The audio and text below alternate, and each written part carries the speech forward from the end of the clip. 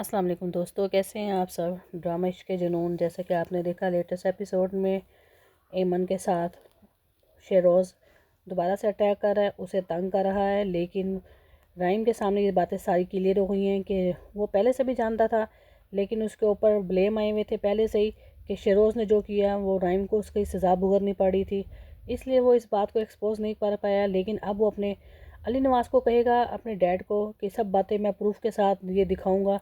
लेकिन वो प्रूफ के साथ अभी भी नहीं दिखाएगा, क्योंकि ड्रामा अभी चलना है, अभी ये एंड में इतनी जल्दी नहीं जाएगा। क्योंकि महीन जो है इन दोनों के दरमियान में, एमन और राइम के दरमियान में आ रही है बार बार। अब दोबारा से उसके अंदर मोहब्बत जाग उठी है, क्योंकि वो इस बात को समझती है कि उसने राइम का साथ नहीं दिया।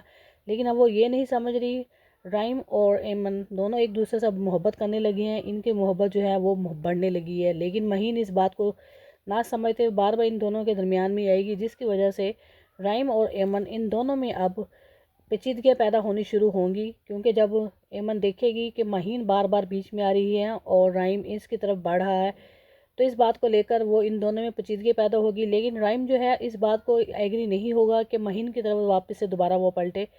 वो अपने पाँव पे वैसे ही खड़ा रहेगा और उसकी मोहब्बत जो है वो एमन के साथ वैसे ही बरकरार रहेगी, बल्कि उसके साथ मोहब्बत बढ़ेगी।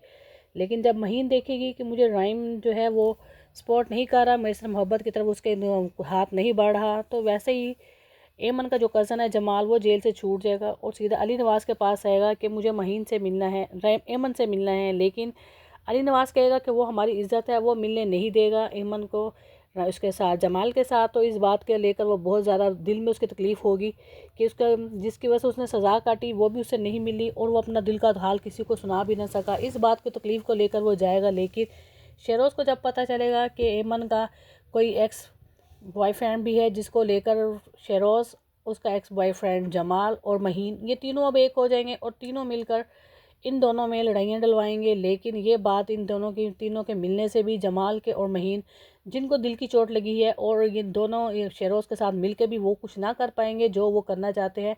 क्योंकि राइम जो है उसको इस बात का सारा पता है कि उसके साथ स्टार्ट से जो हुआ है, और अब तक वो एक चीज़ को समझ चुका है, स्ट्रॉन्ग हो गया है, जिसकी वजह से ये इन तीनों के मिलके भी मंसूबे इन सब के सामने कामयाब नहीं होंगे, राइम के सामने। लेकिन शेरोज़ जो कुछ कर रहा है, जो कुछ करेगा आने वाले एपिसोड में, राइम इस बात को समझता है और इस बात को वो एक्सपोज करेगा। लेकिन जब घर में लड़ाइयाँ बहुत ज़्यादा बढ़ जाएगी, शेरोज़ को साथ देते हुए उसकी अम्मा फ़ाखरा जो है, उसकी मदर, वो उसका साथ देगी और अपने हस्बैंड अली नवाज से कहेगी कि ये सब कुछ आखिर घर में क्या हो रहा है, जिस बात का हमें हो रहा है, ये घर में इसी तरह लड़ाइयाँ हो रही हैं इन दोनों भाइयों में, लेकिन इस घर की सारी फसाद की जड़ जो है वो एमन है। लेकिन अली नवाज़ कहेगा कि पहले अली नवाज़ रोकता है राइम को कि तुम इस घर से नहीं जाओगे दूसरे घर में, वो अपने बाबा के कहने पर और एमन के कहने पर रुक जाएगा। लेकिन अब इसका बाबा यही कहेगा अली नवाज कि तुम बेशक दूसरे घर में चले जाओ, क्योंकि घर में बहुत ज़्यादा दोनों भाइयों की लड़ाइयाँ होंगी एमन की वजह से। लेकिन जो असल विलन है ड्रामे में वो तो शेरोज़ है।